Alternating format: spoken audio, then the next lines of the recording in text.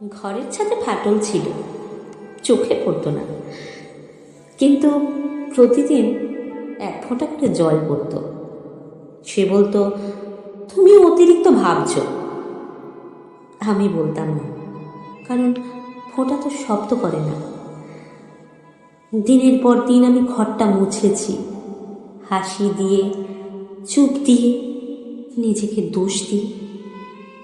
সে দেখেছে ঘর শুকনো, সে কোনোদিন ছাদের দিকে তাকায়নি। একদিন হঠাৎ মেঝে ভেঙে গেল।